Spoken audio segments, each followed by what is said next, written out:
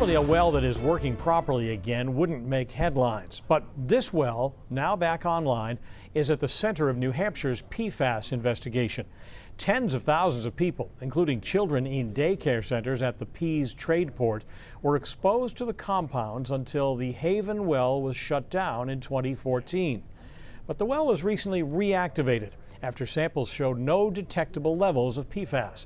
But mothers of children who were exposed worry about other possibly dangerous chemicals in the water at that former Superfund site. News Center Maine's Vivian Lee has the story from Portsmouth. The discovery of a carcinogen known as PFAS in the largest source of drinking water at the former Pease Air Force Base caught city officials off guard. Brian Getz is a deputy director of public works for the city of Portsmouth. We were really trying to figure out the extent of the contamination and the overall threat, and then also what can we do to treat. Now, the Haven well was shut down 7.5 years ago. It's located in the Pease airfield behind me after PFAS chemicals were found in the water above the EPA's safe advisory limit. Now, numerous DoD firefighting training exercises took place for decades at this location as well. Known as forever chemicals because they take years to break down in the body and the environment. PFAS was in the firefighting foam which seeped into the groundwater.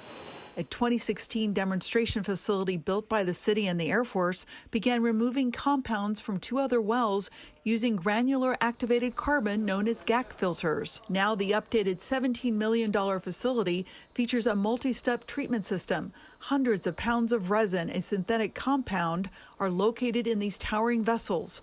Together with the GAC technology, the small beads bind and filter out the compounds, pumping nearly 1 million gallons of drinking water daily. Water flows into one resin filter and comes to the bottom and in the top of the second filter in the bottom. So it's actually going through 2 filters before it then goes to the third treatment, which is the granule activated carbon.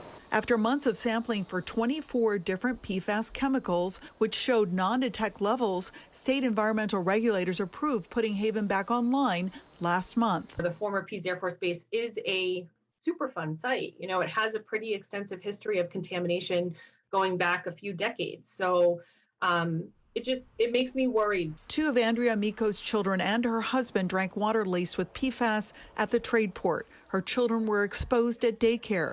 Amiko and other moms fought to get a federal health study into the long-term health impacts.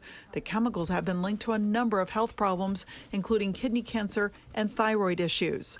The EPA says PFAS are a class of about 9,000 compounds, and concerns remain about other possible toxic chemicals slipping through undetected. I don't want to see that happen 10, 20, 30 years from now, that there was something else in the water. Public Works officials say the filtration system will remove other contaminants if they show up, but that's giving people who face unanswered questions about their health little peace of mind.